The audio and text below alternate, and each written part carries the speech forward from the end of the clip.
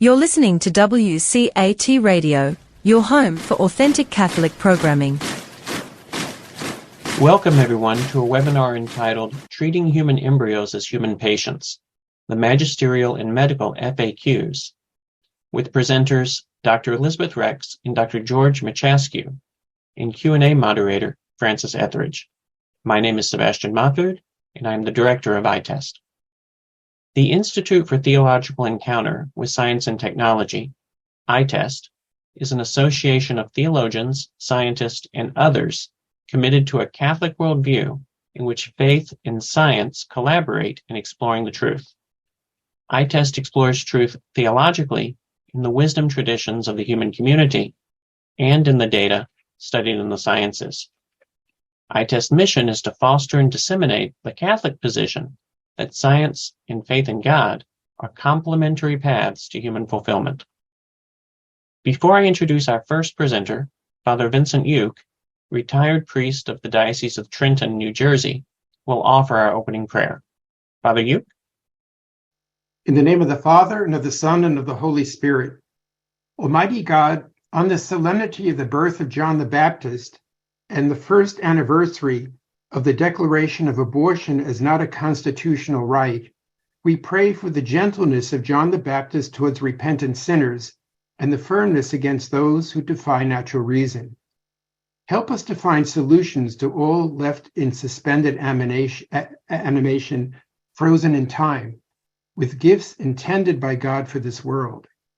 Help us to find better ways to deal with infertility. Allow married couples to bear their crosses until sources of infertility can be found and treated in accordance with God's gift of co-creation.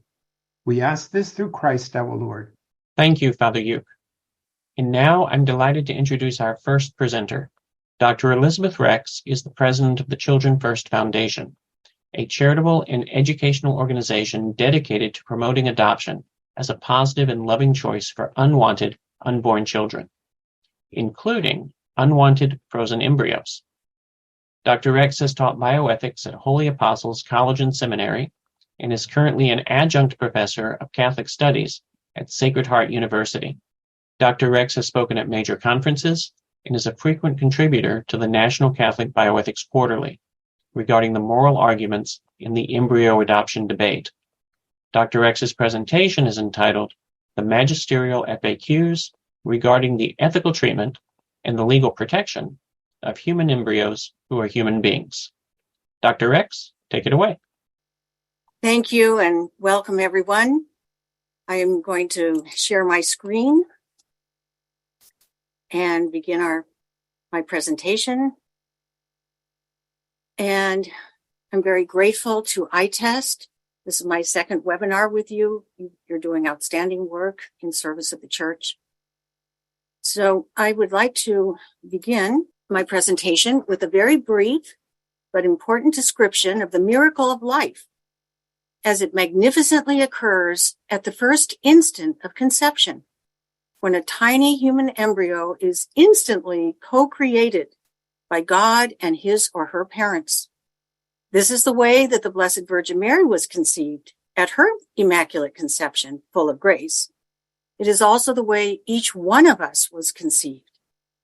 Since there are now over 1 million frozen human embryos that are languishing in cryopreservation, we'll briefly discuss the loving option of adoption for abandoned snowflake embryonic children, as they're called. We will then discuss the most important frequently asked questions regarding the teachings of the Catholic Church in Donum Vitae, Dignitas Personae, and the Catechism of the Catholic Church that magisterially define and defend the ethical treatment of human beings from the first moment of their conception.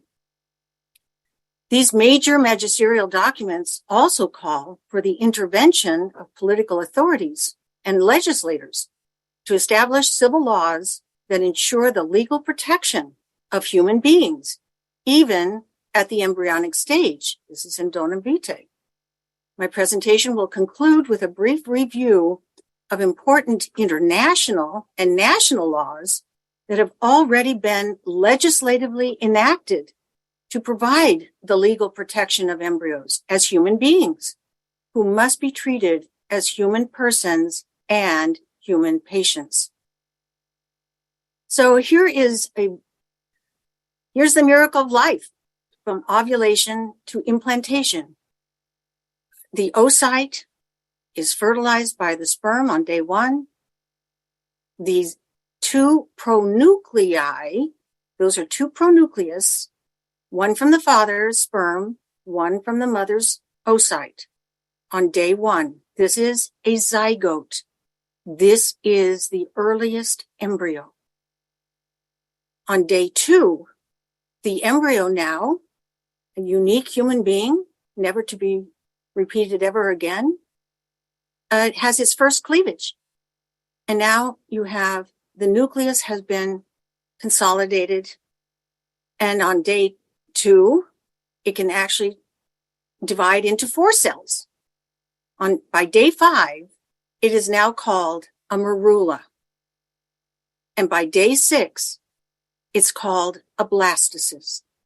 So as you can see, within the week, all of this has been going on, and it is now ready to implant.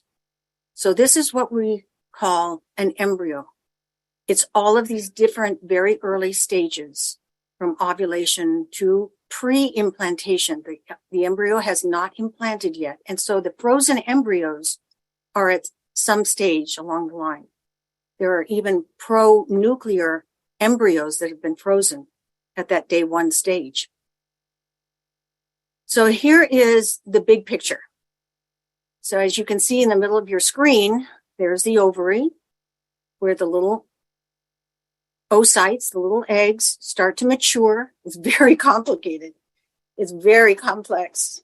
And eventually, one of these little eggs, there's ovulation, and the oocyte is released, and that is where fertilization happens. You can see the sperm that has fertilized the egg, and now fertilization has happened. It happens in a second. And from this moment on, it is now a unique human being. And it's not well known that sperms are either X sperms or Y sperm. And the X sperm will join with the X in the woman's egg, and XX means it's going to be a female. If it's a Y sperm, it'll join with the X egg, and it will be a male. So the gender is established at fertilization. It's either an X sperm or a Y sperm, and it'll either be a boy or a girl from the very first instant. The fertilized egg is called the zygote, as you can see. The 2 little pronuclei, that's a fertilized egg, but that's called a zygote. It's not an egg anymore. It's a zygote. It's an embryo. So then you have the first cleavage by day 2 at the 2-cell stage. Then by day 3 or 4, it's the 4-cell stage. Then it goes on to the 8-cell uncompacted morula stage. By day 4, it is now an 8-cell compacted morula. And by day 5, we have the early blastocyst. By day 6, we have the late stage blastocyst beginning to hatch. And by day 8, we have the implantation of the blastocyst in the uterus, in the womb. So here's a real picture. And I'd like to say that the human zygote, the human being, Mary, looked like this at her Immaculate Conception, just hours after the first instant in which she was immaculately conceived. So she has a mother and a father. And you can see the pronucleus, the 2 pronuclei, one from her father, and it was an X sperm, and the X gene from her mother's egg. And they're both equal in size at this point. You can see them very clearly. And this, I like to say, is what Jesus looked like. when Mary was on her way to visit her cousin Elizabeth. It happened immediately. She went with haste to the mountainside.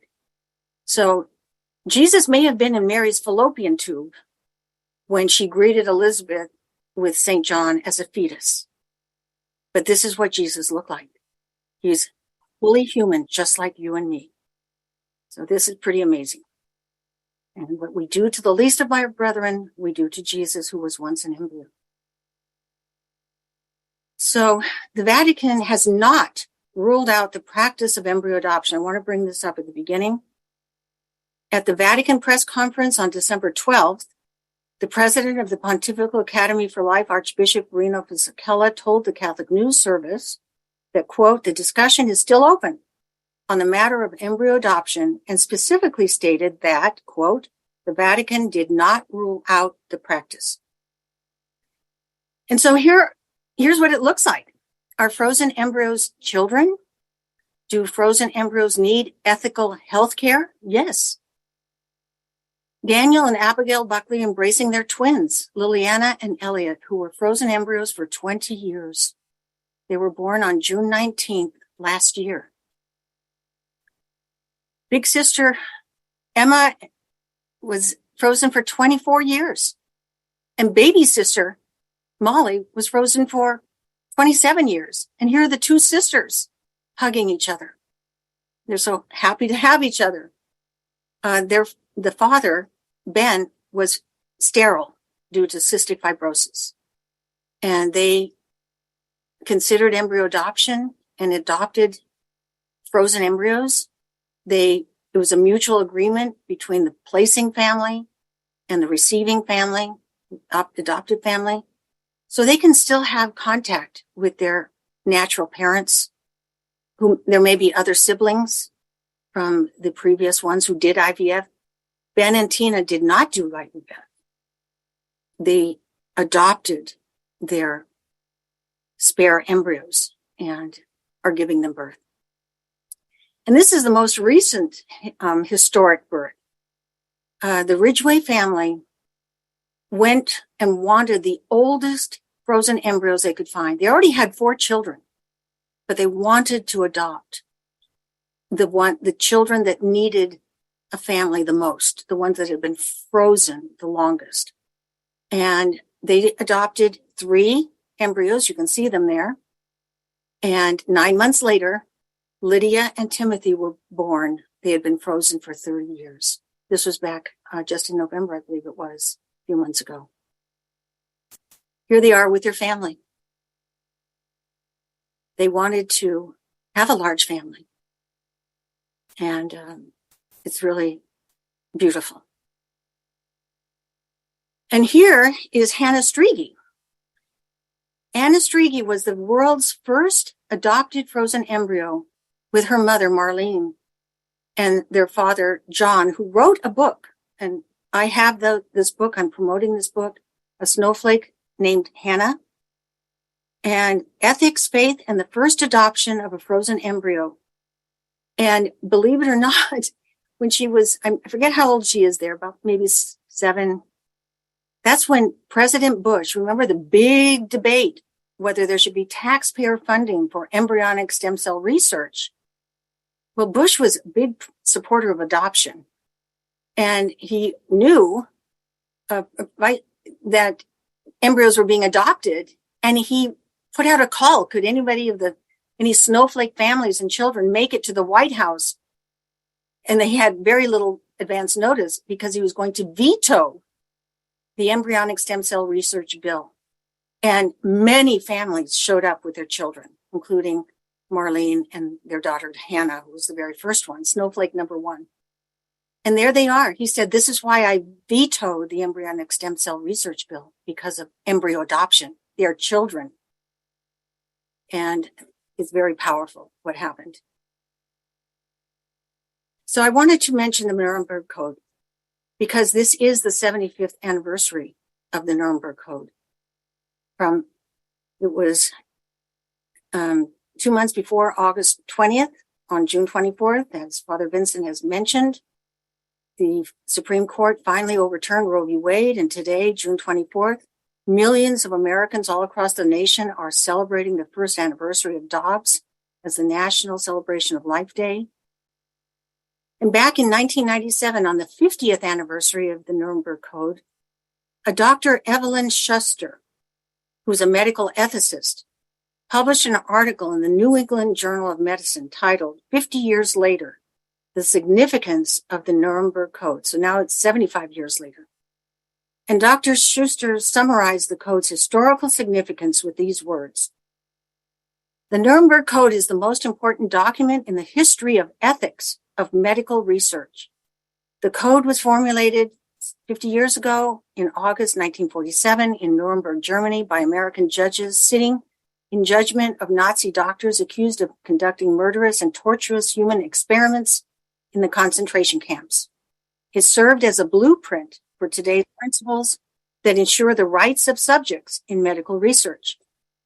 By insisting that medical investigators alone cannot set the rules for ethical conduct of research, even when guided by beneficence and Hippocratic ethics, and by adopting a human rights perspective that acknowledges the centrality of informed consent and the right of the subject to withdraw, the Nuremberg Code has changed forever the way physicians and the public view the proper conduct of medical research on human subjects.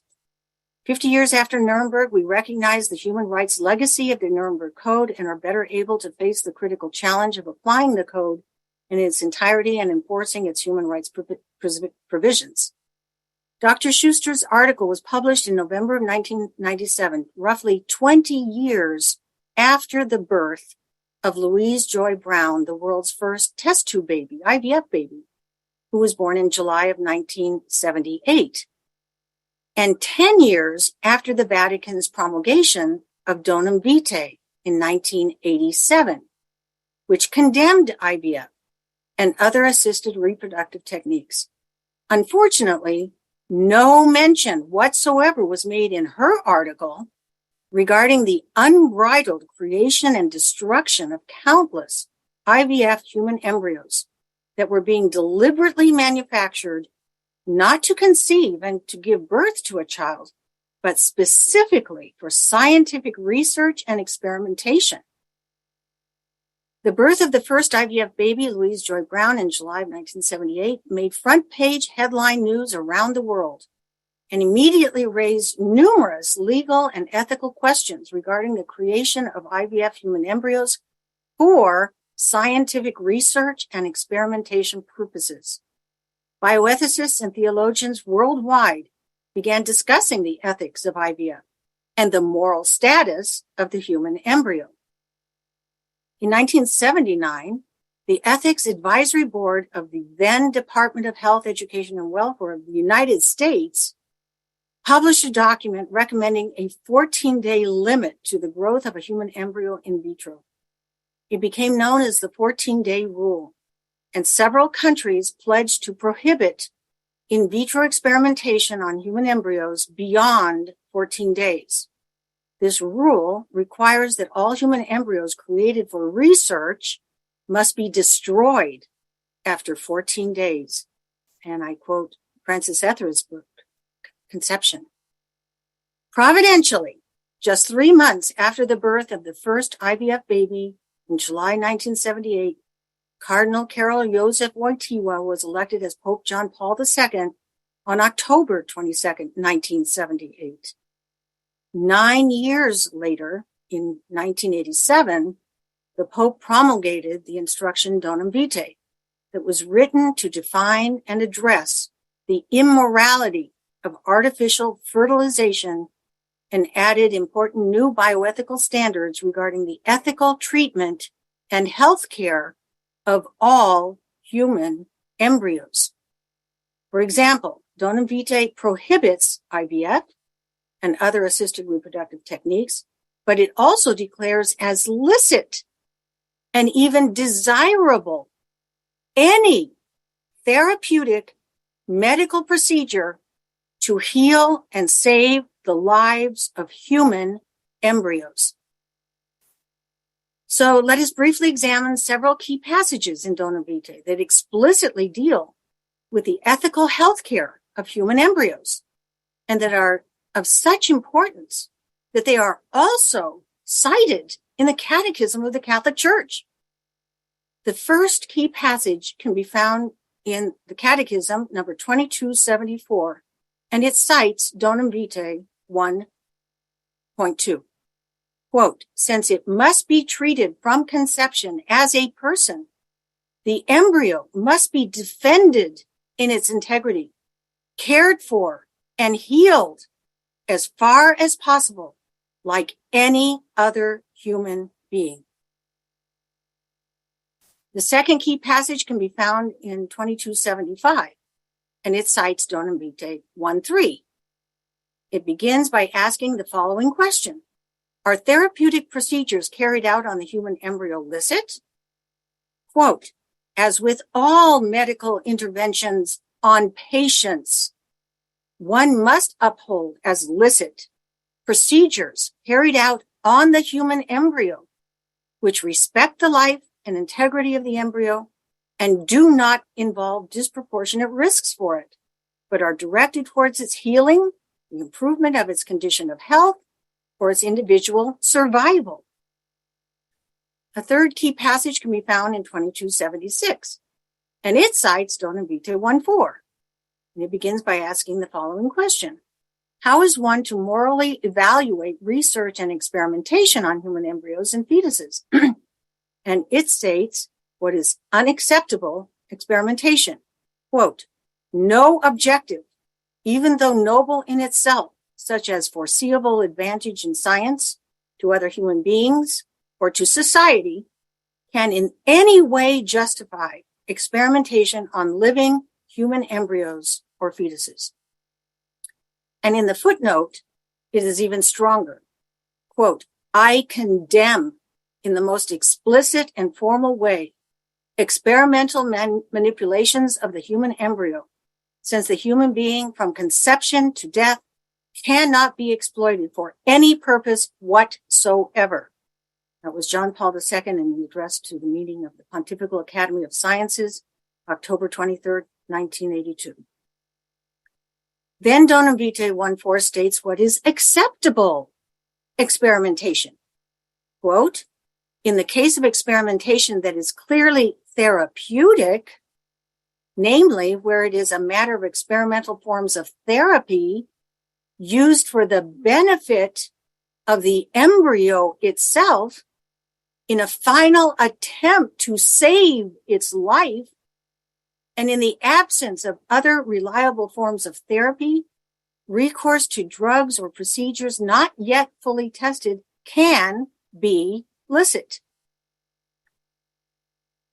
So on December 12th, the Congregation for the Doctrine of the Faith publicly released the instruction Dignitas Personae on certain bioethical questions.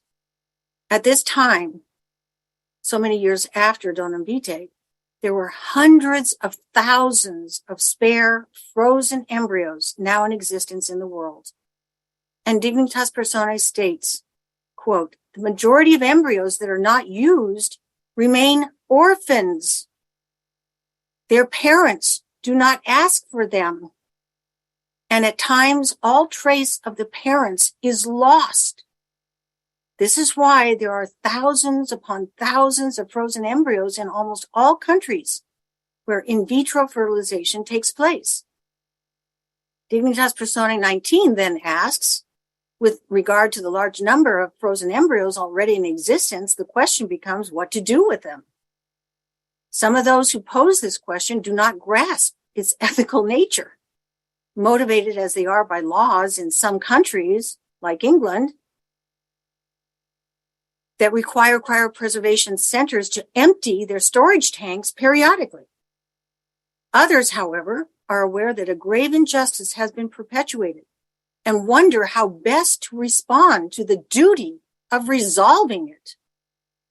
We will review frequently asked questions about this problem and provide magisterial quotes to answer them.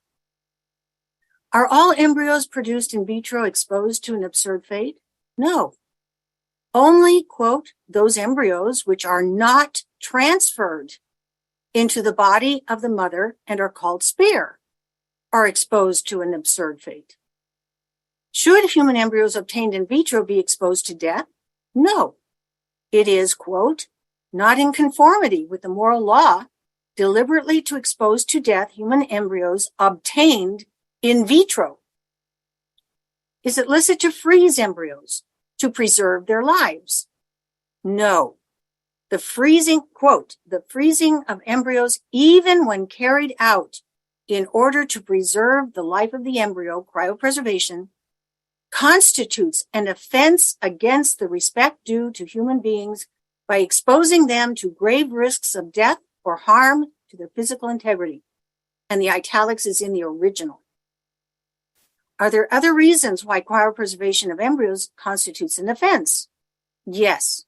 In addition, cryopreservation, quote, constitutes an offense against the respect due to human beings because it deprives them, at least temporarily, of maternal shelter and gestation. Depriving them of maternal shelter and gestation, thus placing them in a situation in which further offenses and manipulation are possible. That's in both donum vitae and dignitas personae, both. So should human embryos be kept in permanent cryopreservation? No. Embryos should not be kept in permanent cryopreservation for 3 magisterial reasons. It exposes them to grave risks of death and harm to their physical integrity. It deprives them of maternal shelter and gestation. It places them, quote, in a situation in which further offenses and manipulations are possible. Can parents donate their frozen embryos to clinical experimentation? No. No objective, so quote, even though noble in itself, such as a foreseeable advantage to science, to other human beings, or to society, can in any way justify experimentation on living human embryos or fetuses, whether viable or not, either inside or outside the mother's womb. The informed consent ordinarily required for clinical experimentation on adults cannot be granted by the parents. Donum vitae 1.4. May parents freely choose to thaw and let their frozen unborn children die? No. Parents, quote, may not freely dispose of the physical integrity or life of the unborn child. Donum vitae 1.4. Would, quote, the gestation of human embryos in the uterus of animals, or the hypothesis or project of constructing artificial uteruses, i.e. artificial womb, for the human embryo be licit? No. These procedures are contrary to the human dignity proper to the embryos, Donum vitae 1.6, and emphasis in the original. No artificial wombs. You don't stick a baby in a machine to gestate it when there's a maternal womb. The mothers, the biological mothers, or an adoptive mother is a possibility. Are therapeutic procedures carried out on the human embryo licit? Yes. Quote, as with all medical interventions on patients, one must uphold as licit procedures carried out on the human embryo and do not involve disproportionate risks for it, but are directed towards its healing, the improvement of its health, condition of health, or its individual survival. Emphasis in the original. Is it licit, therefore, to transfer an embryo obtained in vitro, who is a human being and a patient, into the body of the mother as a medical intervention that is directed toward the individual survival of the human embryo? Yes. As stated in Donum vitae 1.3, as with all medical interventions on patients, one must uphold as licit procedures carried out on the human embryo that are directed towards its individual survival for maternal shelter and gestation. Is it therefore also licit to use therapeutic procedures to save frozen human embryos who are human beings and patients to heal and improve their conditions of health? Yes. As stated above, just the same quote over and over again is there. I'll go to the next question. Can parents give their informed consent to whatever the type of medical, surgical, or other therapy needed to heal their embryonic children. Yes, whatever the type, quote, whatever the type of medical, surgical, or other therapy, including embryo transfer, the free and informed consent of the parents is required according to the deontological rules followed in the case of children. Donum Vitae 1:3. Does homologous in vitro fertilization, which means between husband and wife, share the same ethical negativity found in extra-conjugal procreation, not with husband and wife? No. Certainly, homologous between husband and wife, IVF, fertilization is not marked by all the ethical negativity found in extra-conjugal procreation, not between husband and wife. The family and marriage continue to constitute the setting for the birth and upbringing of the children. Nevertheless, the Church remains opposed from the moral point of view to homologous in vitro fertilization. So the Church condemns in vitro fertilization, but among husband and wife, it's less reprehensible than between heterologous in vitro fertilization, where there's donor sperm or donor eggs or a surrogate uterus that violate marriage, violate the spouses, and violate the child. It's the fertilization that is not among husband and wife that is more serious. So, but it's interesting that here, Donum Vitae does say the child will be brought up in the family and marriage. So, it's very interesting. Should a child whose human conception was achieved with IVF and ET be accepted and brought up? Yes. Here's the quote.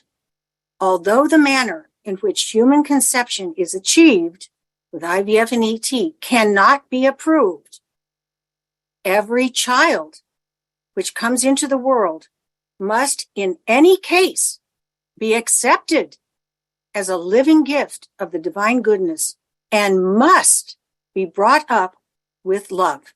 End of quote. Does Dignitas Personae refer to abandoned cryopreserved embryos as orphans? Yes. The majority of embryos that are not used remain orphans. Their parents do not ask for them, and at times all trace of their parents is lost. This is why there are thousands upon thousands of frozen embryos in almost all countries where in vitro fertilization takes place. Just reading it again. Dignitas Personae 18. Does Donum Vitae recommend that infertile couples consider adoption?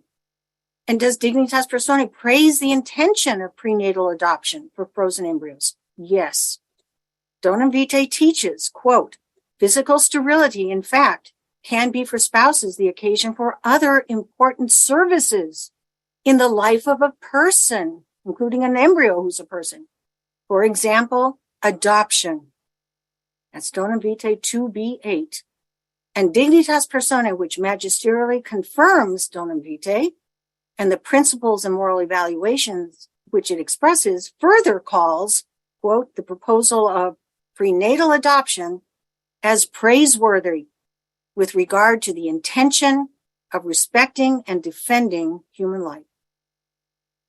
Is prenatal adoption essentially different from artificial heterologous fertilization and from surrogate motherhood? Yes. Prenatal adoption involves the process of licitly and legally adopting one or more frozen human embryos as one's own legally adopted children. Therefore, prenatal adoption is essentially different from artificial fertilization, heterologous fertilization, IVF. Completely different, which involves illicit techniques used to obtain a human conception. It would be like a child conceived in adultery or in rape or in incest or in fornication. The child is innocent. The sin has been done. IVF is sinful, but now it needs to be gestated, given birth, loved, or placed for adoption. Those are the two options. It's life for the child. Has a right to life. Prenatal adoption is also essentially different from surrogate motherhood, which involves the illicit agreement with a woman who is paid to carry a pregnancy with a pledge, and this is a quote from Donum Vitae, pregnancy with a pledge to surrender the child once it is born. Again, it's completely different from adoption. Are Donum Vitae and Dignitas Personae dedicated to defending the gift of human life and the dignity of the human person from the first moment of conception? Yes. Quote, in virtue of the Church's doctrinal and pastoral mission, the Congregation for the Doctrine of the Faith has felt obliged to reiterate both the dignity and the fundamental and inalienable rights of every human being, including those in the initial stages of their existence, and to state explicitly the need for protection and respect, which this dignity requires of everyone. The fulfillment of this duty implies courageous opposition to all those practices which result in grave and unjust discrimination against unborn human beings who have the dignity of a person created like others in the image of God. That's in Dignitas Personae's conclusion. Do both instructions condemn artificial reproductive techniques and praise adoption? Yes. Both instructions condemn all forms of artificial reproductive techniques. Yes. Both instructions condemn cryopreservation of human embryos because it kills them and harms their physical integrity and because it deprives them even temporarily of maternal reception and gestation. And yes, both instructions magisterially defend the use of therapeutic procedures to heal and save the lives of human embryos. And yes, both instructions praise and promote adoption. We just hope the Church will praise and promote prenatal adoption. So Dignitas Personae asks the question, what to do with them? There is a clear and unambiguous answer in Donum Vitae 2b5, which was also confirmed in Dignitas Personae. Quote, we've read it before, but this is what I think is the solution. Although the manner in which human conception is achieved with IVF and ET cannot be approved, every child which comes into the world must, in any case, be accepted as a living gift of the divine goodness and must be brought up with love. So this brings us to international bylaws. And 2270 in the Catechism of the Catholic Church states, quote, human life must be respected and protected absolutely from the moment of conception. From the first moment of his existence, a human being must be recognized as having the rights of a person, among which is the inviolable right of every innocent human being to life. Even our Declaration of Independence recognized the right to life as our first God-given unalienable right. 2271 in the Catechism of the Catholic Church provides historical evidence of this perennial church teaching. Quote, since the first century, the Church has affirmed the moral evil of every procured abortion. This teaching has not changed and remains unchangeable. Direct abortion, that is to say, abortion willed either as an end or as a means, is gravely contrary to the moral law. And look at this from the Didache, Tertullian, quote, you shall not kill the embryo by abortion and shall not cause the newborn to perish. This is in the Catechism of the Catholic Church. 2273 clearly and magisterially recommends legislation to protect the inalienable right of every human individual, stating, the inalienable right to life of every innocent human individual is a constitutive element of civil society and its legislation. Quote, the inalienable rights of the person must be recognized and respected by civil society and the political authority. These human rights depend neither on single individuals nor on parents, nor do they represent a concession made by society and the state.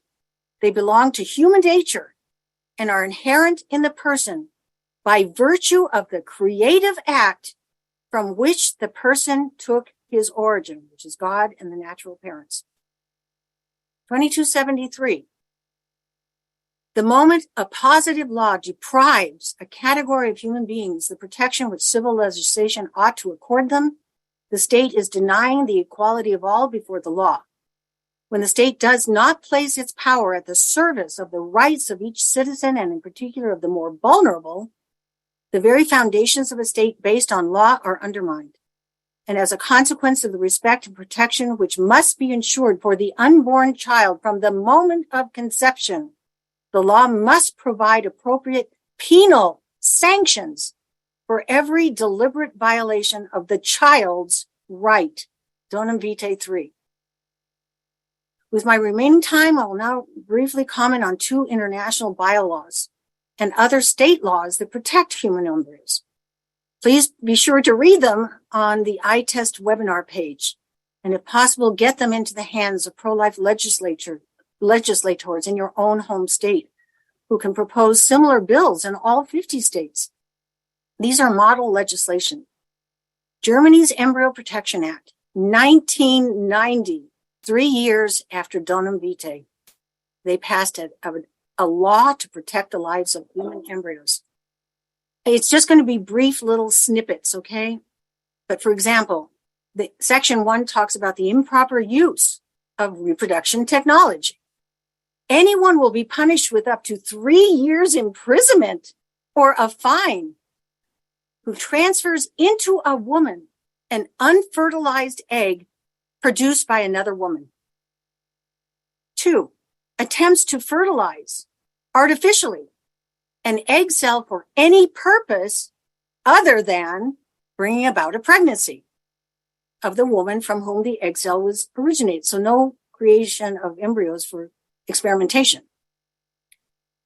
3, attempts within one treatment cycle to transfer more than 3 embryos into a woman. Attempts by gamete intrafallopian transfer to fertilize more than 3 eggs cells with one treatment. That would be placing 3 eggs and doing artificial insemination. That's against the law in Germany. More than 3, because then you would have to probably abort 1 or more if they implant.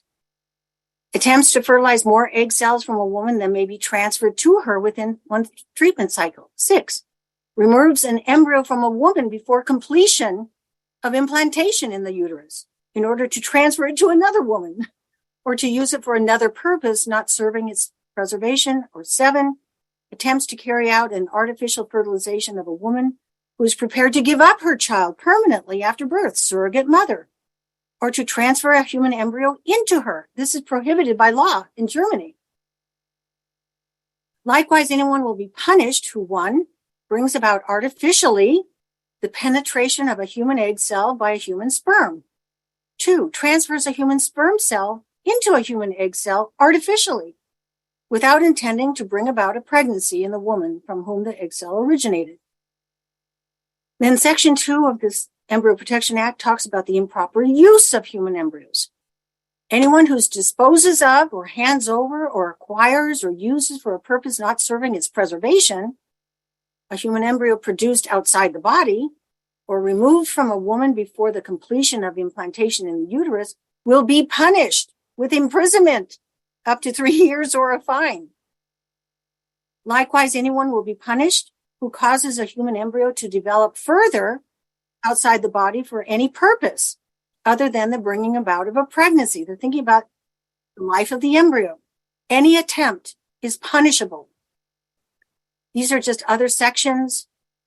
Forbidden sex selection, no chimeras or hybrids, no cloning. This is a great law. It was entry into force was January 1st, 1991. Then Italy. Italy in 2004 passed Law 40 and is called the Medically Assisted Reproductive Law. And again, it limits IVF. There was a lot of controversy over this law, but the Vatican ended up defending it when it was challenged. They wanted to overthrow the law. Once it got passed, they wanted to overthrow it because it was so restrictive. It basically shut down IVF and totally shut down cryopreservation.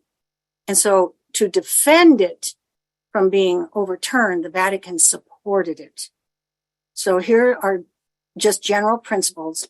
Article 1, with the aim of facilitating the solution of reproductive problems consequent to human sterility and infertility, it is permitted to utilize medically assisted procreation under the conditions and according to modalities prescribed in the present law that ensures the rights of everyone involved, including the one to be conceived. Resorting to medically assisted procreation is only permitted when there are no other therapeutically effective means to remove the causes of sterility or infertility. It is permitted to utilize techniques of medically assisted procreation only when the impossibility to otherwise remove the impediments to procreation has been established. And in any way, this utilization is limited to cases of unexplained sterility and infertility documented through a medical act.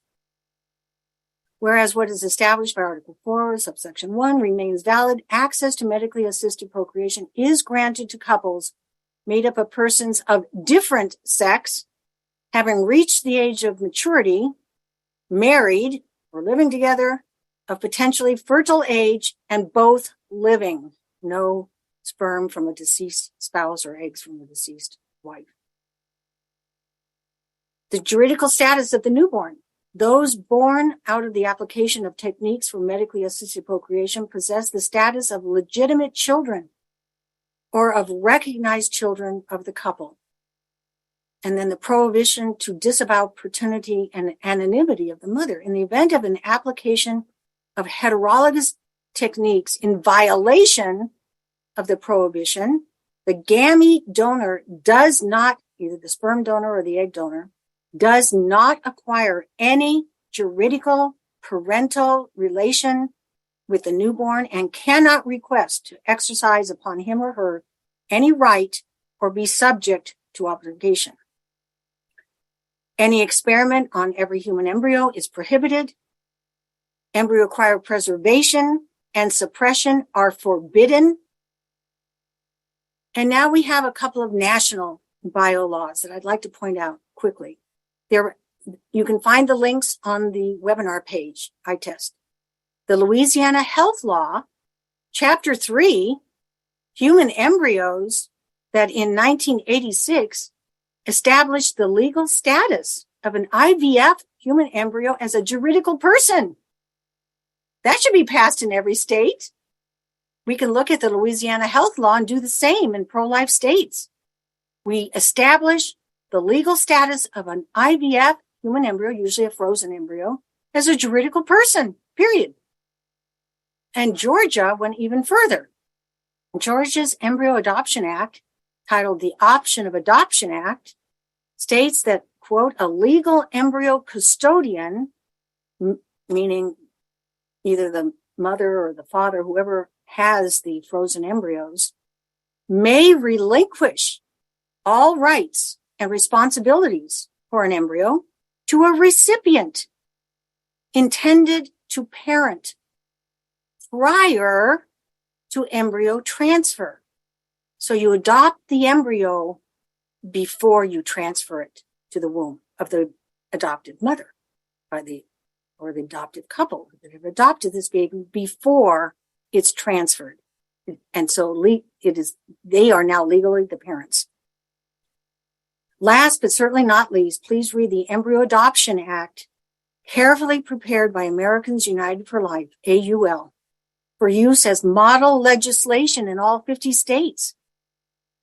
It is also on the ITEST website. In its introduction, AUL makes two important statements. One, quote, in compliance with experts' view that embryo donations and transfers should be governed by adoption, not property law, this model bill creates procedures to ensure that the adoptive parents are considered the legal parents of the human embryo. They're recommending adoption, not donation of property, adoption of a child. Two, in the context of embryo adoption, one key issue that must be specifically addressed is the timing of the relinquishment or the surrender of the rights of the genetic parents. They cease to be the parents. In context of the adoption of an infant, in my case, we adopted 2 infants, surrender of rights is typically delayed until a certain period of time, 24 hours or 72 hours after the genetic mother gives birth. And usually in a court, you have to go to court to terminate their rights and to establish our rights. In the context of embryo adoption, however, when the mother who commissioned the creation of the child does not carry the child, relinquishments of rights should take place before embryo transfer. So now it's their children and they are transferring them to the mother's womb. It is not well known that in full accordance with the Nuremberg Code and the magisterial teachings of the Catholic Church, 2 World War II allied enemy nations have passed strict legislation banning all non-therapeutic experimentation on human embryos, namely Germany in 1990 with its embryo protection law and Italy in 2004 with its medically assisted reproductive law that limits and regulates IVF. These international biolaws provide model legislation that have banned cryopreservation and all therapeutic experimentation on human embryos. On its 75th anniversary, the Nuremberg Code must be updated to equally defend the lives of human embryos from the same heinous crimes that the Code rightly condemns as human right violations. Thank you. Thank you, Dr. X, for your excellent presentation. And now I'm pleased to introduce our second presenter, Dr. George Machescu. Dr. Machescu is a founder and president of the St. Padre Pio Institute School of Osteopathic Medicine, proposed, which will be co-located on the campus of Benedictine College in Atchison, Kansas. Dr. Machescu is a thought leader in medical education and has developed 4 operating osteopathic medical colleges and is in the process of developing 4 more. A practicing cardiac anesthesiologist, Dr. Machescu is a graduate of the Kansas City College of Osteopathic Medicine and completed his residency and fellowships in pediatric cardiothoracic anesthesiology at the Yale University School of Medicine. Dr. Machescu's presentation is entitled The Medical FAQs Regarding the Ethical and Therapeutic Healthcare of Human Embryos Who Are Human Patients. Dr. Machescu, take it away. Good morning, everybody, and thank you for being here this early Saturday morning. I need to get my screen up. And away we go. Very good. Yes, thank you. I wanted to talk a little bit more today about IVF specifically. And IVF is one of those fields that greatly took off in the United States, really without a lot of oversight or regulation. And that it continues. And part of the reason for that is that a lot of IVF takes place in medical offices, not in hospitals, right? Hospitals are very, very regulated, very closely monitored. Medical offices, not so much. So that has been some of the reason that this has run away ethically. And states don't particularly regulate medical offices that closely. Some states, worse than others. Mandatory disclaimers, as Sebastian said, I am founder of a new proposed developing medical school to be co-located on the campus of Benedictine College in Atchison, Kansas. A very traditional Catholic medical school, the only one in the world that will be under ex corde ecclesiae. Obviously, in the Catholic Church, as Dr. Elizabeth Rex so well described, IVF is illicit and a sin under the principles of the Catholic Church. But I will try to put that on a shelf for now and just talk about the secular medical aspects of this and the way secular society would look at it. I'm always a little reluctant to say, well, something's bad just because the church says it's bad, right? It's very easy to attack arguments like that. There should be a humanistic or ethical basis just beyond, well, we say it's bad because, right? There has to be logic and framework behind that. So IVF was first studied in animals in the 1930s. So this has been around for a long, long time. And, in very basic terms, it's simply egg cells, sperm cells being fertilized outside the body. Embryos are created and then implanted into the uterus. So not on its surface a terribly complicated technology, but obviously, like anything, it has its nuances. So in the process, how does this happen? We all talked about IVF, and I just want to go back up a little bit and just in a very simple way explain just what happens. So what happens is a woman receives hormones, medications to stimulate ovulation, superovulation, it's called. Normally, one egg cell is released per month, but the IVF practitioners want to get a lot of egg cells. So they produce a lot of egg cells through this superovulation stimulation. And then the eggs are retrieved, usually under moderate sedation, local anesthesia. So follicular aspiration, somebody goes in with an instrument and retrieves the ovulating cell. And there's two ways then that the cells are fertilized. Traditionally older technologies, simply the eggs and sperms were mixed together under laboratory conditions. I think that that we all use the wastebasket term test tube baby for that. And you think about it, it's very, very simple, right? You mix sperm and egg together and just wait for lack of a better term, nature to take its course. There's a slightly lower incidence of anomalies with that and birth defects, but it's also less successful. Ovulation or fertilization occurs probably in 46-50% of attempts with that. A more advanced and newer technology has a higher rate of fertilization, and that's the intracytoplasmic cytoplasmic sperm injection, where a sperm cell is injected directly into an egg cell. And you see that on the picture there on the screen. The success rate is much higher with that, right? Because you're not waiting for sperm and egg to find each other in a petri dish. You're directly injecting the sperm into an egg cell and causing fertilization to occur.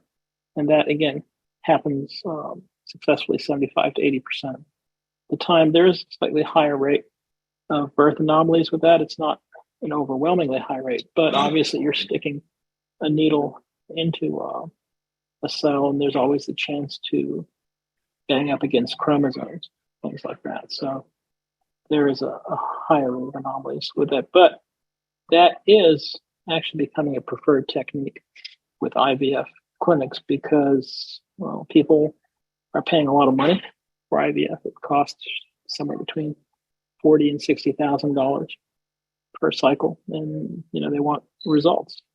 So this is a more guaranteed result. So the embryos are then cultured for about 5 days. And again, Dr. Rex very well described the life cycle of the embryo. And right at about 3 to 5 days is also when many of the embryos undergo genetic testing for diagnosis of genetically carried diseases.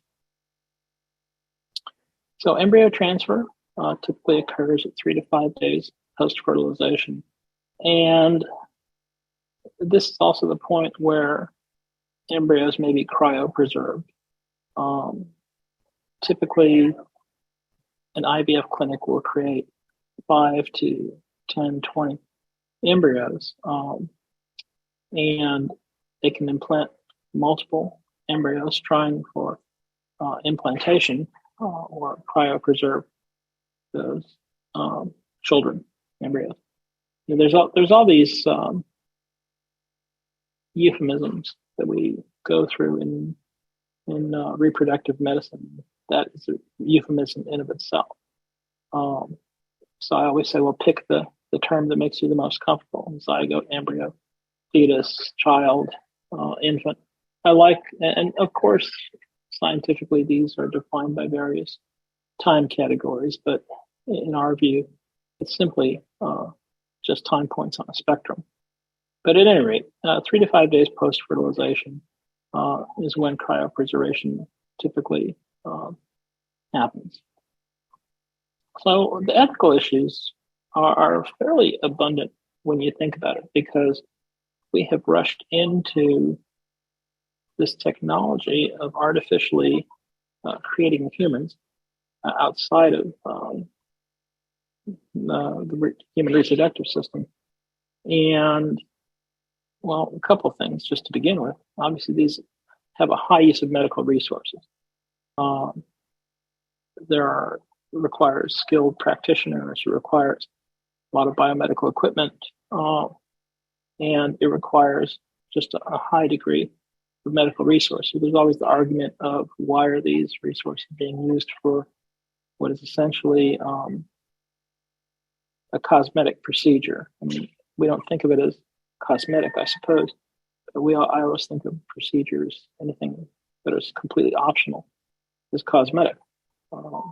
So we're using a lot of medical resources. And again, when we're treating children as entitlements, are people entitled to have a child just because they want a child?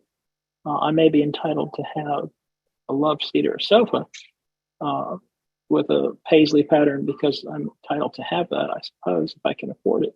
But should we treat children in that same manner? And when you get a little deeper into this, you can see what happens. So age limits are one of the ethical issues that come up. IVF has been used to create embryos and then implant those embryos into older women. I think the oldest patient in the world with a successful IVF pregnancy was about 75 years old. I mean, does this make sense? There's a lot of ethical debate about what does it mean if you're a 75-year-old mother to an infant, and what does that mean for the raising of the children? Along that same line, one of the largest uses of IVF and legislative proponents of IVF are the same-sex couples. The Secretary of Transportation, pictured here, most prominent in that, where same-sex couples go through an IVF process from obviously a donor, from the sperm or egg, depending on the sexual orientation of the couple, and then have this child either through implantation in the case of women or surrogate in the case of men. I mean, is this something that should be legal? There's a lot of support for same-sex couple in the society, and I think the IVF industry really doesn't put any thought into the ethical ramifications of this. They're simply, if you want a child, we can make you a child, and this is well beyond the scope of our discussion as far as the stability and adaptability of children in same-sex marriages, but this is a large use of IVF. And again, single parents. So if you're a single individual, and you can afford IVF, should you then be able to have a child because it's better than having a puppy or something like that? You can see where that can be an issue. So the problem is that we are treating children as property, and the courts have even used court precedents from the days before slavery was abolished to help adjudicate cases. You see here a picture of Sofia Vergara, Hollywood actress, and her then boyfriend, husband, with whom they created embryos, put the embryos in cryopreservation. And then, of course, as things always happen in Hollywood, or often happen in Hollywood, they became estranged from one another. So today, these embryos are cryopreserved. The father wants the embryos to be gestated and raised. The mother, Ms. Vergara, wants the embryos stored or destroyed. And the court is trying to figure out, well, what happens with this property, as they call it. And really, again, I thought since 1865 in the United States, people couldn't be property. But IVF is a big exception to that. And you see a lot of social storage and social surrogacy going on, particularly in California, where IVF and surrogacy has the lowest rate of regulation in the country. We frequently read of Hollywood couples talking about creating embryos and then storing those embryos and having a surrogate bring those to gestation, or bring an embryo to gestation when the time is appropriate for their Hollywood careers. So this has completely removed the parents, biological parents, from the gestation, pregnancy, and birth cycle. And now you have these children who are gestated, brought to life, and given to the biological parents. And I think Kourtney Kardashian recently had undergone something like that. And she said that, well, this feels so transactional having done it that way. And I say, well, of course it feels transactional, because that's what it is.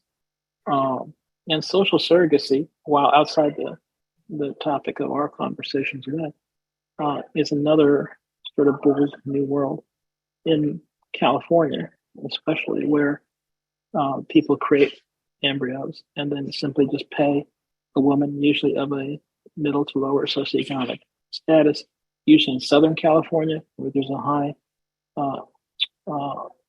demographic of migrants. They will pay these women to gestate this infant to term. And that way they don't affect their Hollywood careers by having to have a baby bump or stretch marks and things like that. And you can see where this is just fraught with room for disaster, because, again, these are contractual relationships now rather than naturally created and gestated children. And it's always easy to break a contract. Every contract in the world that's valid has an out clause. So there was that issue. And because people want their money's worth, and this is the whole issue with IVF, multiple embryos are created and then cryopreserved. So then what happens, as Dr. Elizabeth Rex has said quite skillfully, what happens with all these excess embryos?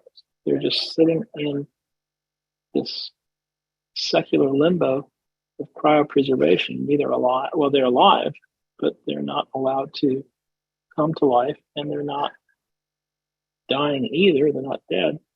So they just sit until the power runs out, until people quit paying the bills, until what?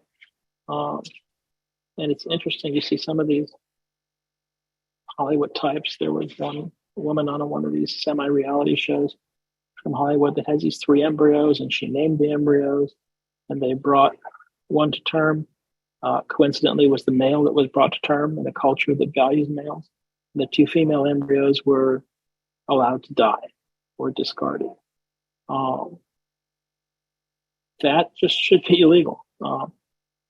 But it's acceptable secularly and legally in many jurisdictions. And this is leading to this issue of all these children trapped in liquid nitrogen.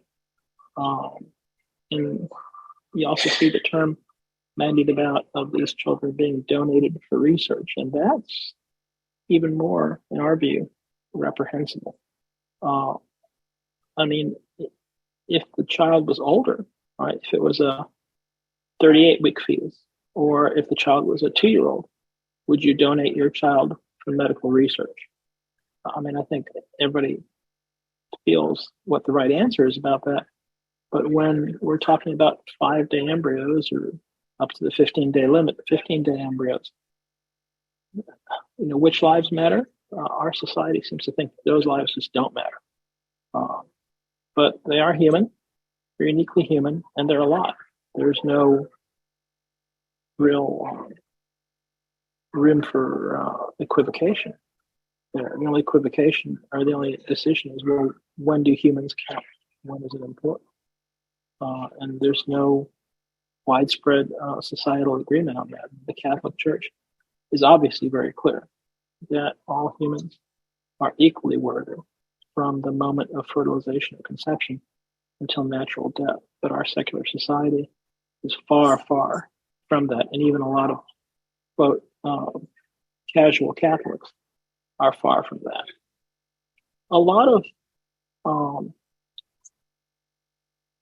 debate also goes on about PGD, or pre-gestational diagnosis. So now we've created embryos, and they can go in and decide which ones are worthy of being brought to gestation.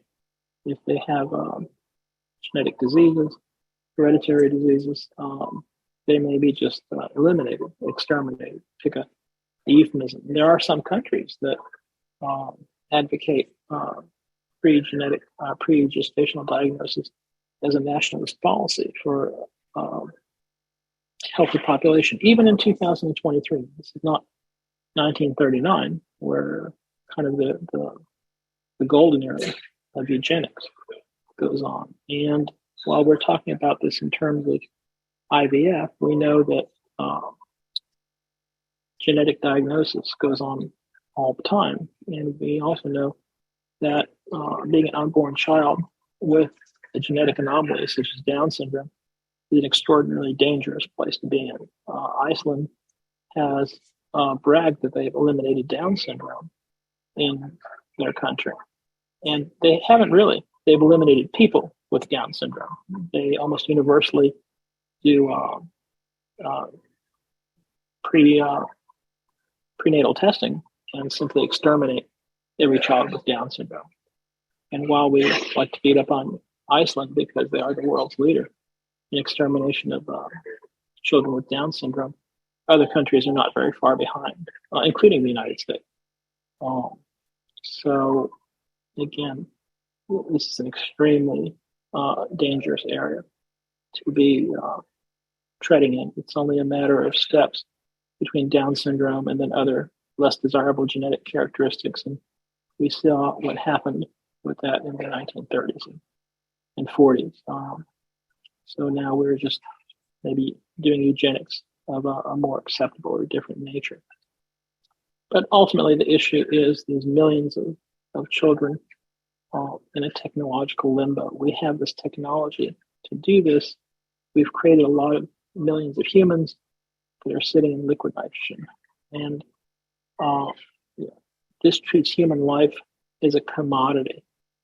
And in any frame of reference, whether it's secular, non-secular, that should be disturbing to people. But I think most people go right to step 4, not considering that they are creating human lives and children, embryos, for cryopreservation. I mean, I see some concern about that in some of the other studies that have recently come out. And people give lip service to ethical concerns. But a lot of times, what's ethical for physicians is what's legal. And particularly in the IVF industry, there's not a lot of concern given to that. As I said, we talk a lot about embryos being given over to research. And that's very, very little difference between that and giving over your infant child to the medical industry for research and tearing that child apart and using different cells from that child. research. Just happens to be that the children in this case are very, very young. So maybe being 3 days old, 5 days old is, again, a much more dangerous place to be than being 8 months in utero. I mean, clearly it is. Right? We know that public opinion varies, and the majority of the American public supports unlimited abortion in the early stages of pregnancy, as the majority of public supports restrictions on abortion later in pregnancy. And there's a lot of different studies and a lot of different ways to cut that. But we're trying here to illustrate that there's the humanity of the embryo is equal to my humanity or your humanity. We're just a lot older. So thank you again. I'll be happy to address any questions. And this is a picture of the couple with the oldest mother that had undergone IVF in India. And before we say, well, India is a very unregulated medical industry, as is China sometimes, as I said, the United States is pretty equally unregulated. You can do this today in California without any risk of legal repercussion. Thank you. Thank you, Dr. Michescu, for that excellent presentation. And now we will entertain questions from our participants. Our Q&A moderator, Francis Etheridge, is a Catholic married layman with 11 children, 3 of whom he hopes are in heaven, and the rest of whom are alive and well and stepping through life stages of school, university, and career. In the last 7 years, he has returned to being a self-employed writer, adding 12 books to his list of publications. Francis is the author of several books on the question of the beginning of each one of us, a number of which have been published by En route Books and Media. These include The Human Person, a Bioethical Word, Conception, an Icon of the Beginning, Marian Bioethics, an Exploration, Unfolding a Post-Roe World, and Reaching for the Resurrection, a Pastoral Bioethics. Coming soon is his new book, Human Nature, Moral Norm. Francis, it's all yours. And thank you, Dr. Rex and Dr. Michescu. And I apologize for any mispronunciation. Okay. To begin with, we have a question about the dissemination of this excellent seminar. So I'll read what Sister Agnes has said. I am astounded there are not more on this seminar, but I believe it is because of how well this has been hidden from the educators. Is this recording going to be available so as to spread it? Yes. The detail you have given would stop the immoral conception of children. It is a growing issue among same-sex couples. So can you address the wider dearth of this kind of presentation? How can it be got further afield? Dr. X. Rex. Thank you, Francis. I'm trying my best, and I'm very grateful Sebastian will be publishing my first book, I hope by as early as next week, a handbook on the moral arguments in the embryo adoption debate. And I'm very grateful that ITEST has already done a webinar on that topic. There are definitely pros and cons that since, Donum Vitae, and especially since Dignitas Personae 2008. These documents have pros and cons in them. And the Vatican did not prohibit the practice. They have left this issue open. Unfortunately, it's a very complicated topic, not unlike artificial contraception. There's a lot of debate over that issue back in prior to 1968 and Humanae Vitae. And if you heard anything, you probably heard that contraception, the birth control pill, should be approved by the church. So now we have this artificial fertilization issue since 1987, especially since 2008. And you hear a lot of voices, unfortunately, because IVF is evil. But embryo transfer is licit. So there are a lot of people who have just lumped, you throw the baby out with the bathwater. But I'm trying to say, let's save the baby from the bathwater. That the church has actually, if you take a very close look, like I hope I explained today, that when you look at the documents, they're trying to save the baby while condemning the artificial fertilization. So I'm hoping that as this webinar will be recorded and be available, we can promote it. And I think Sebastian might even have the book up on his website at En Route Books and Media. It's called A Handbook on the Moral Arguments of the Embryo Adoption Debate. And it includes Donum Vitae and Dignitas Personae in the back, along with glossaries from both documents. So I recommend that readers inform themselves, because you can't really find this information out there. It is available in the documents, but it was so many years ago, 1987, which was before embryo adoption. The first frozen embryo to be adopted wasn't until 1998, 12 years later. And so you'd have to do a little digging, but now we have more resources as more people are speaking up on behalf of the unborn child. The baby should be saved and IVF should be prohibited, but people are desperate for children. And unfortunately, most unwanted pregnancies are aborted. They don't choose adoption. And so there's no babies to adopt. And so they go to IVF. And then there are all these extra frozen embryos. But if we ban cryopreservation, I hope that's a big takeaway, that these laws in Germany and Italy have banned cryopreservation. You can't make more embryos than you're going to transfer. I know that's a compromise for those of us who are Catholic, but the Vatican saw there's incremental laws. And of course, Catholics should never do it, no matter what. But for those who are not Catholic, it puts regulations on the IVF industry. So I would say we need to protect the Embryo Protection Act, and then regulate IVF and realize that embryos can be adopted. It's an earlier adoption. They've been abandoned. They are orphans, and adoption is a good thing. Keeping them frozen is a bad thing. And if you keep paying your cryopreservation fees, you're supporting the fertility industry. If you adopt these little embryos, then guess what? People won't go to IVF.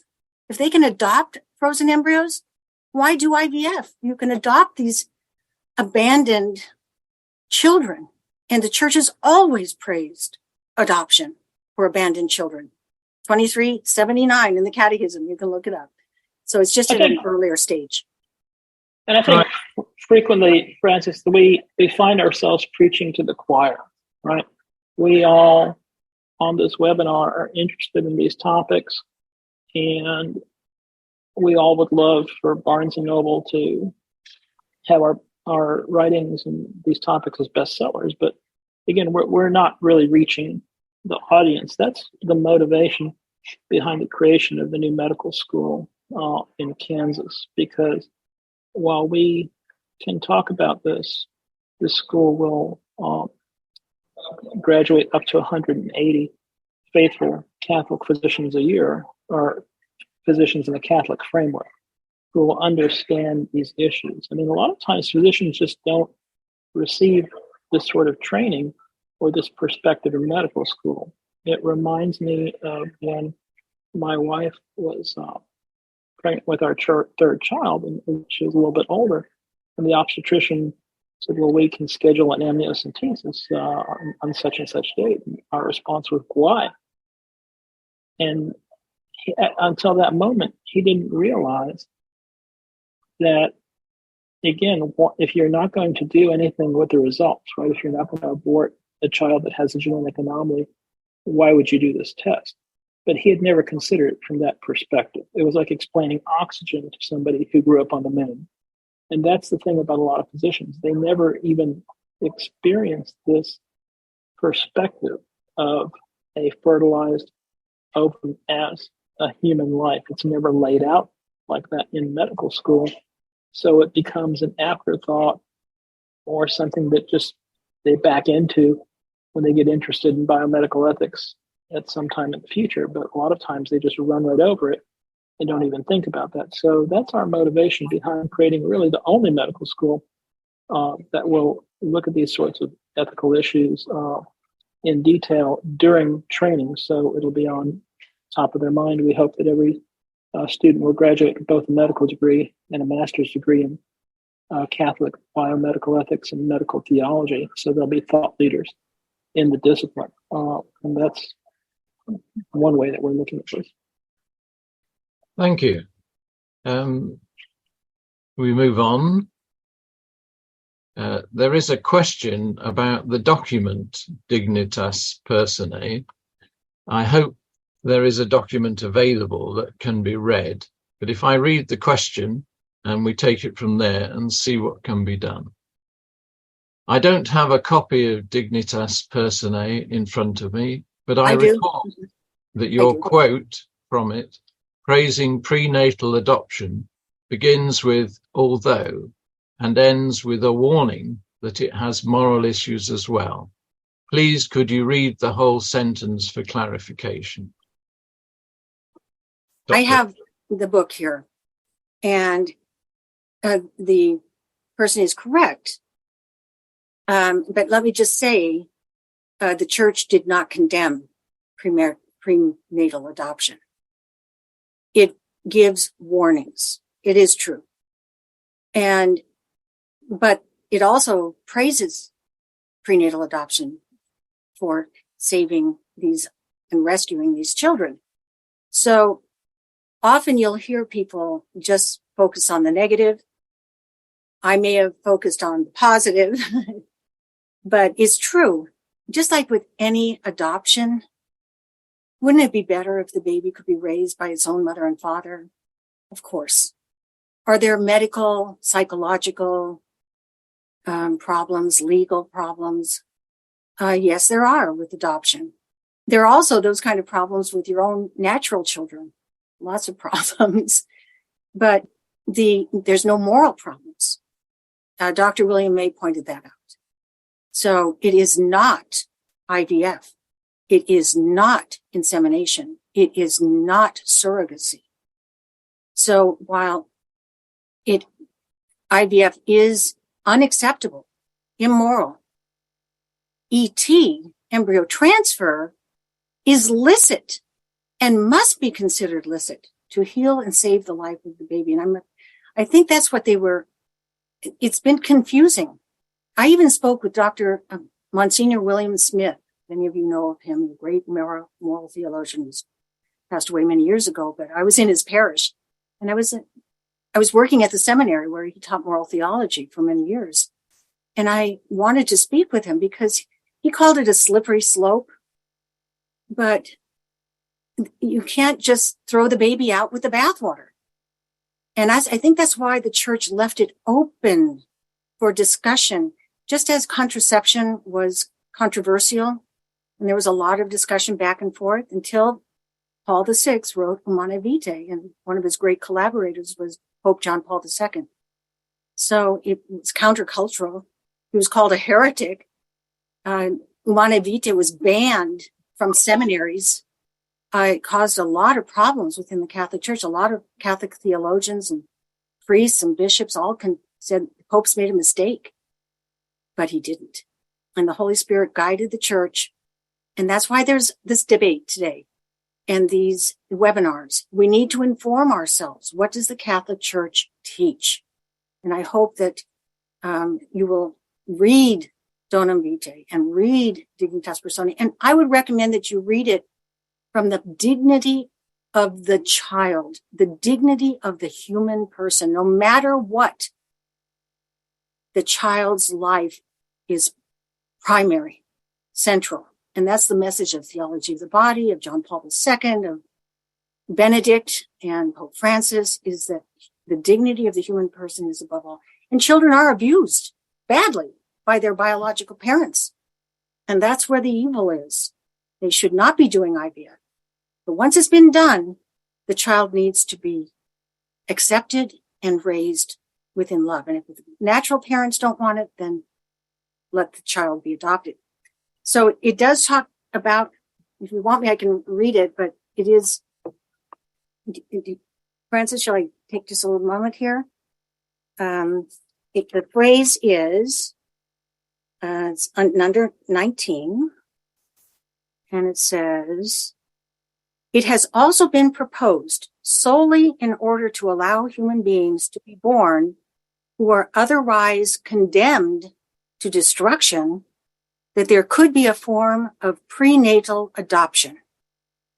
This proposal, praiseworthy with regard to the intention of respecting and defending human life, presents, however, various problems not dissimilar to those mentioned above.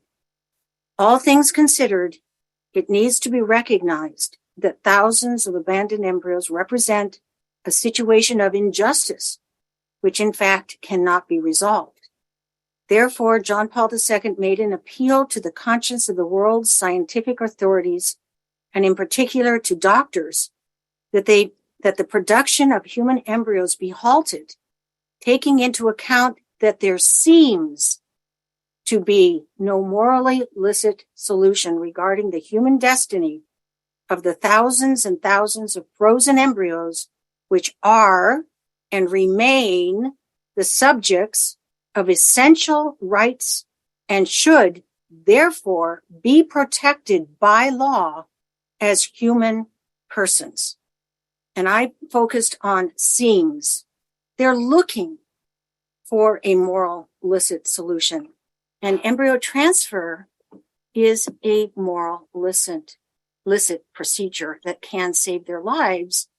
And adoption is a praiseworthy intention for anyone, married, fertile, infertile, adoption. There should be no children in foster care.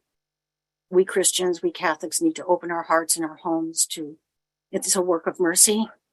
So that's why it's being debated, and there are two sides to this debate. And I hope you look at our book, a handbook on the moral arguments in the embryo adoption debate.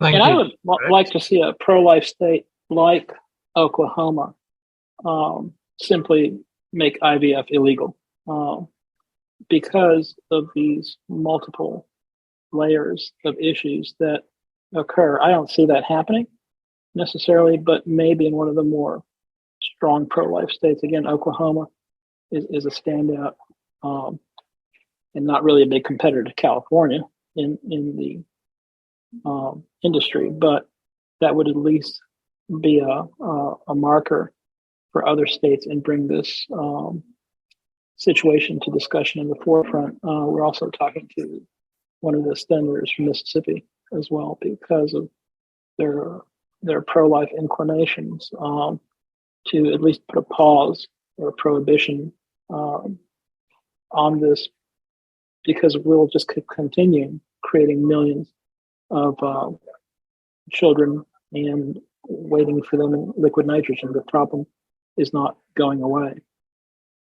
I would add to that by banning cryopreservation, that could be passed in pro-life states with broad support. It protects the lives of the embryos. They cannot be harmed or killed, or there will be penalties and fines. So you can't freeze them. You just stop the cryopreservation and you regulate the IVF. It's not perfect, but it limits it to 3, only married couples, no pre-implantation diagnosis, so you don't do eugenics. There's no pregnancy reduction, and you can only do it once. I didn't read the full law, but the law in Italy absolutely shuts down IVF, almost totally. And that's why they wanted to have a referendum to overturn it. And the Vatican came out, and from the pulpits, were telling people not to vote because they needed 50% plus 1. And it survived. The Vatican supported the law in Italy. It's not perfect, is much better than just being totally unregulated, unbridled, cryopreservation. And then they banned cryopreservation, and they said the embryos could be adopted. And so eventually there'll be no more frozen embryos in Italy. And there are no more frozen embryos, I don't think, in Germany, because they shut down. They passed that Embryo Protection Act. That could be a law that could be passed easily in all 50 states that are pro-life. Just protect the embryo. You cannot harm it or kill it, and you can't freeze it. It's okay. doable. Thank you, Dr. Rex. Returning to the question of medical education, particularly from a Catholic point of view, this question is for you, Dr. Nicoscu. First, a Catholic IVF doctor told me that not all fertilized eggs are embryos. I always thought the Church teaches they are embryos, i.e. a new, unique human being from the moment of conception. Please, could you clarify this for me, Dr. George? Thank you, Francis. I think that particular physician is getting lost in the syntax. As I said, embryo is defined in some sources as a unborn child at a certain age of gestation. So you frequently see folks that dabble in euphemisms use the ZEF, which I think is an abominable term for a human being, but they use zygote, embryo, fetus, and they abbreviate that ZEF to stand for an unborn child. So this physician is getting lost in the labels. It doesn't really matter if you call it an embryo, a zygote, a fetus, a clump of cells. Use whatever euphemism makes you comfortable, but at the end of the day, at the moment of fertilization, it is a unique, living human being until the moment of natural death. And if you call it an embryo or a zygote or a blastocyst, it doesn't really matter. It doesn't change the fundamental worthy humanity of that unborn child. And that's the important thing to understand. The label is what's used by, as I call them, the pro-abortion cheerleaders, to make people forget that we're dealing with an unborn human life. It's easier to call it something else. Just like the Nazis called the extermination of the Jews special handling. Euphemisms are used to hide honest discussions, and that's what's going on. And this physician is simply confused because medical school, again, don't really teach bioethical issues. They simply put labels on things that somebody has to memorize to pass a test. So that's what we see here. Okay, thank you. Dr. Rex, would you like to come in briefly on this? Because we have a lot of new questions. Yes, just briefly. Now, this is the first anniversary of Dobbs. I'd like to say that Hannah Strigi, the world's first adopted frozen embryo, who's 24 years old, submitted an amicus brief to the Supreme Court. She was helped by the Justice Foundation. And this amicus brief said, I am living proof that I was viable at conception. I was viable while I was frozen for 2 years. Here I am. And she asked to argue 5 minutes before the court. It was a great strategy because then all 9 Supreme Court justices had to read her amicus brief to deny her, but they read it. And that's absolutely true. These little frozen embryos are proof that these children are persons, not property. And they can speak for themselves now. So I would encourage everyone also to use new terminology instead of promoting life for children in the womb. We need to use the term maybe unborn children, because we can't forget millions of frozen embryos that have a right to life. They too are persons, not property. And I predict that these frozen embryos, a lot of these cases where there's a divorce, and it's, who gets to keep the babies or who destroys the frozen embryos, will go to the Supreme Court. Because if it's a divorce, you divide property, but children are custody. And are they persons or are they property? And the 14th Amendment protects persons who are not property. So these little embryos are very important, and the other side knows that. So there are a lot of people who are fighting very hard to call these frozen embryos not persons. And I would encourage, I think there's a great time to proclaim ensoulment and personhood for the Catholic Church at this moment, because we know that Mary was ensouled at the first instant.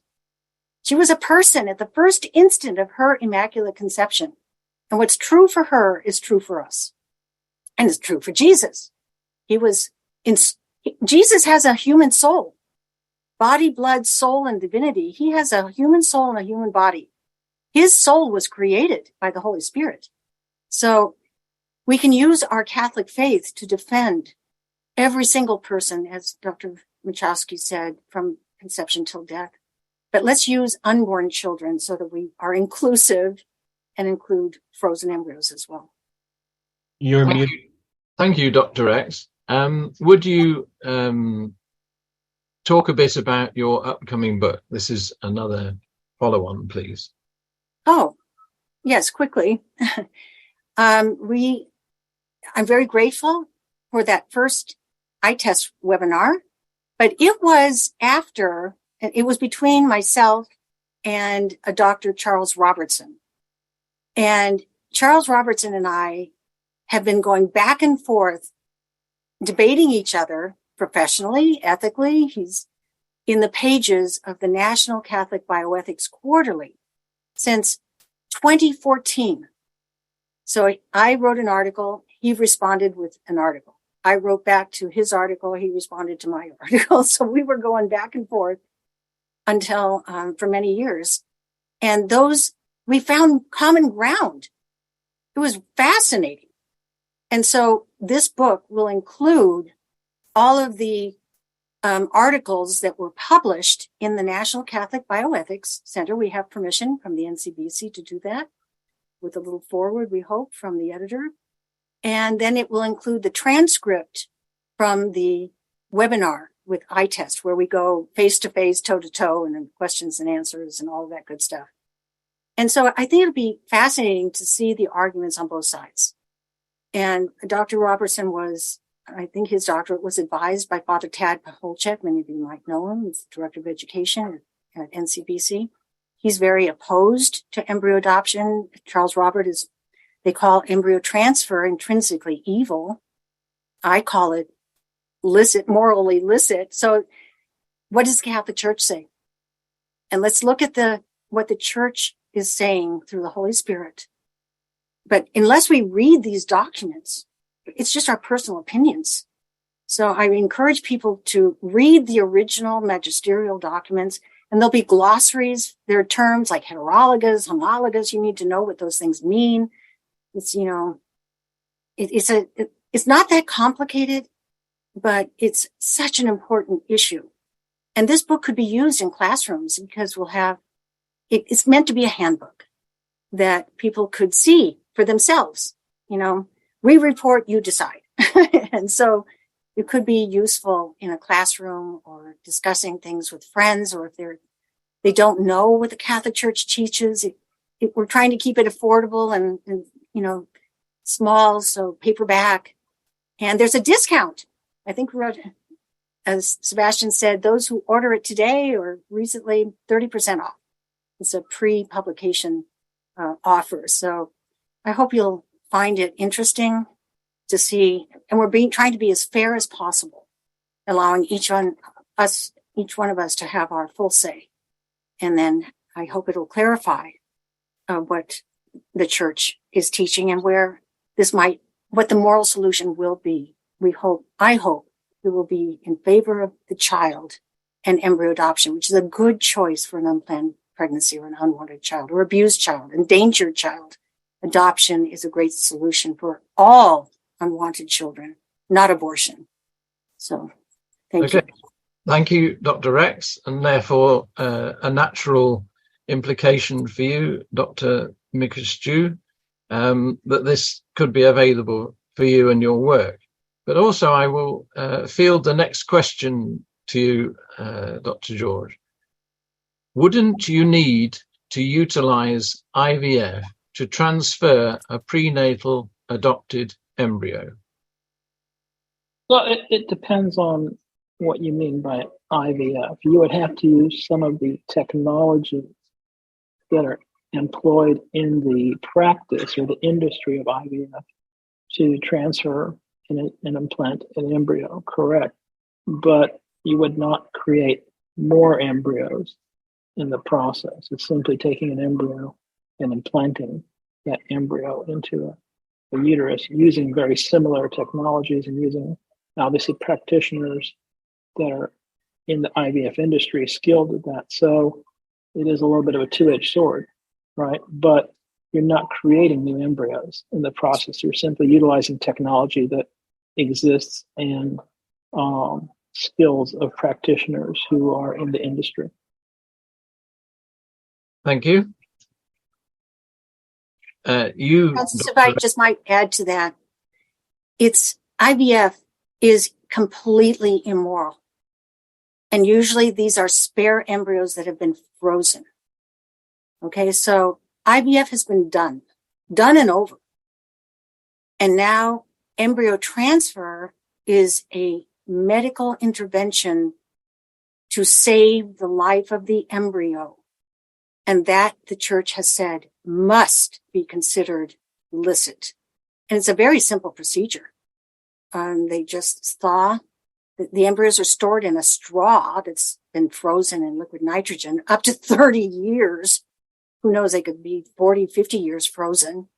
You just thaw them and transfer all of them right into the womb, right from the straw, I believe. No, nothing special. And just see if they can implant or not.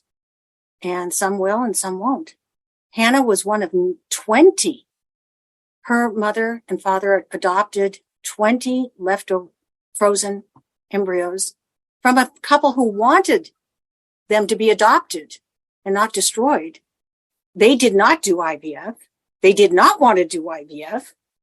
They did want to bring a child, adopt a child, and love it within their families. So 19 of them didn't make it.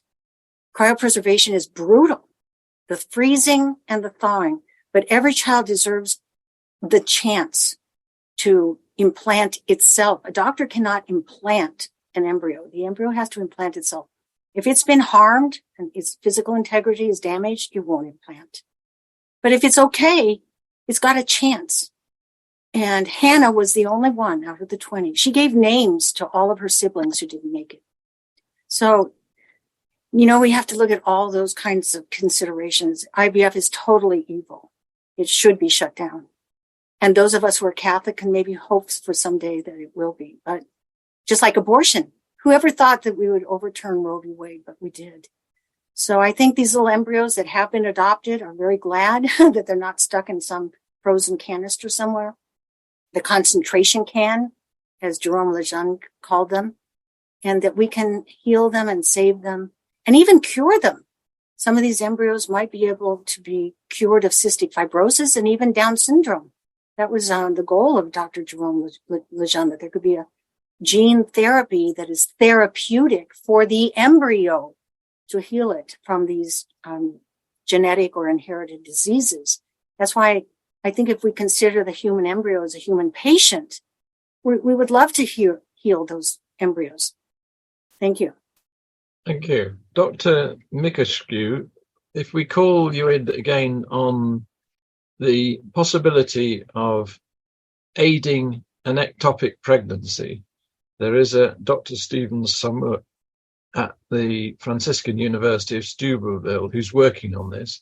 It clearly doesn't have the profitability of IVF.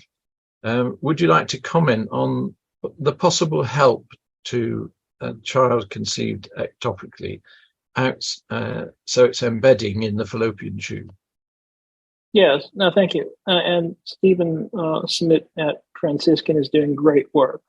I might add, he's a wonderful researcher. That being said, I think we always in medicine look to protect and preserve life. So if there was a method by which an ectopic child could be rescued from the fallopian tube and implanted into the uterus for gestation, I think everyone would, strongly support that. The issue is that technology does not exist right now. Now, everything that we can conceive of probably will exist at some point in the future. It's not a high priority for a lot of researchers because it's simply cheaper and easier to discard that child and come again next time, right? A lot of ectopics occur, and the ectopics are treated. The woman is treated, the child dies, and these women subsequently become pregnant successfully. Money drives a lot of decision making in medicine, and it's not just limited to ectopics. There's a lot of money in decision making given end of life issues as well. However, pregnancy is unique in that it can happen again many times, most times. So that has not driven a large research agenda. But that being said, if there was a way to either implant that child into the uterus or rescue that child and raise that child to viability, that I think would be important in the medical community. Just getting them, again, it's the whole equation of is it worth it to research? And again, we're touching now on the concept of artificial wombs, and I realize that is ethically challenging. However, if there was, instead of using the term artificial womb, a very sophisticated neonatal isolate that could take an ectopic at 13 weeks and bring the child to be able to be released from the hospital at 40 weeks or 60 weeks post-conceptual age, there's very little difference between that isolate and what we use for 24-week infants right now. It's just a much more sophisticated device, again, which does not exist, right? People talk about artificial wombs, and there's some very clever YouTube videos used by people trying to raise private equity for investment and make artificial wombs for more nefarious reasons. Yeah. But at the end of the day, an artificial womb, if you want to use that term, to gestate or to complete the gestation of a rescued ectopic there's very little difference between that and a neonatal isolate if it's used for that purpose. But like everything in technology, there's all kinds of nefarious uses people will find for it. Thank you. Dr. Rex, do you want to comment briefly on that? And then we'll go to our last question. Yes, just briefly. I know someone, Dr. Thomas Cremona, who has done his master's thesis on ectopic pregnancies and did full research. And apparently there has been one case. It was a long time ago in the early 1900s where someone was trying to get pregnant and she had fibroids. The doctor went in to remove the fibroids and saw that there was an ectopic pregnancy. So without even asking her, he was able to take the tiny embryo from the fallopian tube, I guess with a little tiny bit of tissue from the fallopian tube, it already implanted, and he had just removed a fibroid. So there was an open wound in the uterus, and he stitched it, 1 or 2 little stitches, and the baby was born. It managed to gestate and be born naturally. Now, I don't I'm not the expert on that, but it makes sense to me that that could be done. And why not?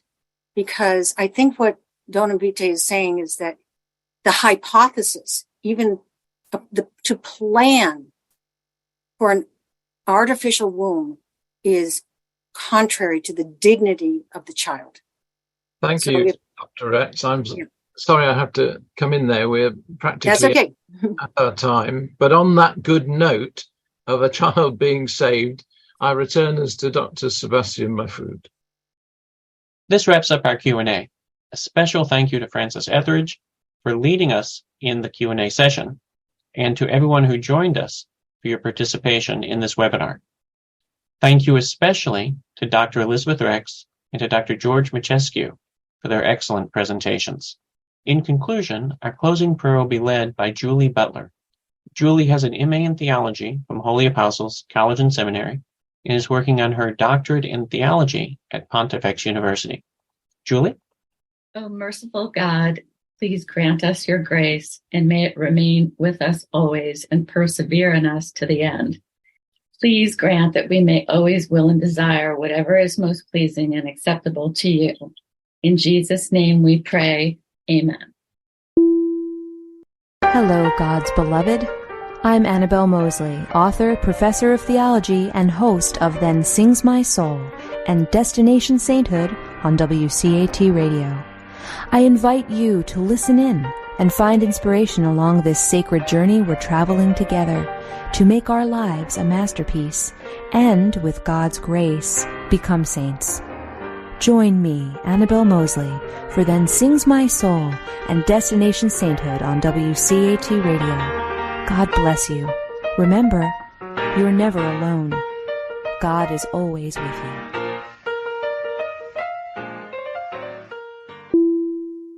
Thank you for listening to a production of WCAT Radio. Please join us in our mission of evangelization. And don't forget, love lifts up where knowledge takes flight.